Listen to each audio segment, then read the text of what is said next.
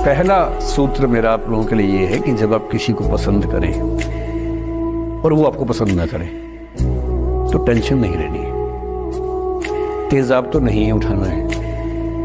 ठीक, कई लोग इस मूड में रहते हैं। यदि पढ़ाई इतनी आराम से समझ में आ जाती तो शिक्षित लोगों की कोई इज्जत नहीं करता, पढ़े लिखे लोगों को कोई इज्जत नहीं करता। जैसे आप बाल झाड़ लेंगे तो कोई इज्जत करेगा, अरे बाप रे बाल झाड़ा है, बाल जाए, कौन सी मेहनत है इसमें, मार दिया इसे, खत्म कहानी सामने। दिल है उसी के पास है, सांसें उसी के पास, दिल है उसी के पास है, सांसें उसी के पास, और देखा जब से उसे तो रह गई आंखें उसी के पास। मैं नहीं कहता IIT निकालो, नीट निकालो, मैं कहता हूँ कम से कम बेटा इस लायक आप बन जाओ कि जब अपने पिताजी को आप शॉपिंग कराने ले जाओ तो आपको प्राइस टैग ना देखना पड़े। अंदर गए, दुकानदार पूछा कि किस रेंज में दिखानी, बोले रेंज में नहीं, जो पिताजी को पसंद आए वो लेके जाऊंगी। ये होना चाहिए, बस इतना पैसा कमा लो, इससे ज्यादा की जरूरत नहीं है जीवन। एक बात मुझे बड़ी अच्छी लगी कि जो लोग अपनी हार पे रोते हैं, वो खिलाड़ी जो अपनी हार पे आंसू बहाता है, वही खिलाड़ी जीत के आंसू का हकदार होता है। राइट, जो अपनी हार पे आंसू बहाता है। आज से 6 महीने पहले जब हार गए, मेरी एक बात आप हमेशा याद रखना, ये दुनिया जो है ना केवल उस सफल व्यक्ति को सलाम करती है। अगर आप सक्सेसफुल हुए तो ठीक है, और नहीं हो पाए ना तो आपने कितनी मेहनत करी है, आपने कितनी रातें काली करी हैं, कोई नहीं सुनने वाला आपकी कहानी को, ना ही कोई पूछने वाला है। क्योंकि दुनिया केवल उगते हुए सूरज को ही सलाम करती है, डूबते हुए को नहीं। जरूर करें।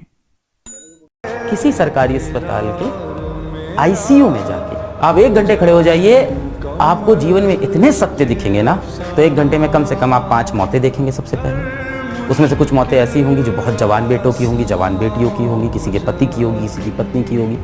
कहीं ऐसा पति की डेथ हो जाएगी जहाँ बच्चे बचे हुए हैं, माँ बची हुई है, माँ कोई काम नहीं करती है, वहाँ वो रो रही होगी, अनपढ़ होंगे लोग।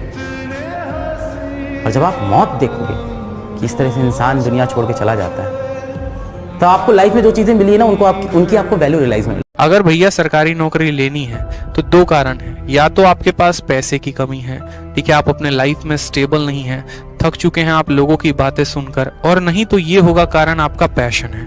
अगर आपका पैशन है, ठीक है, तो आप जान लगा।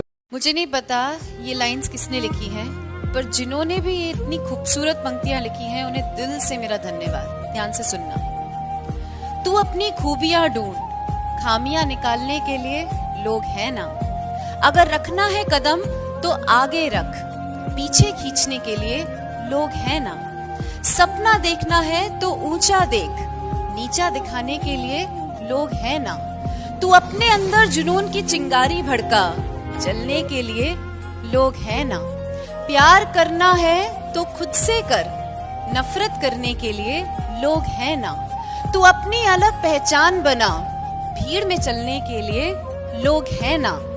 तू कुछ करके दिखा दुनिया को, तू कुछ करके दिखा दुनिया को, तालियां बजाने के लिए लोग हैं। तो कभी लाइफ में अगर समझ में ना आए कि किसके लिए मेहनत करना है, तो याद रखना पीछे 2 चेहरे खड़े हैं, बाप की मजबूरी और माँ के हाथों की जोरियां। अगर वो भी तुम्हें पढ़ने पे मजबूर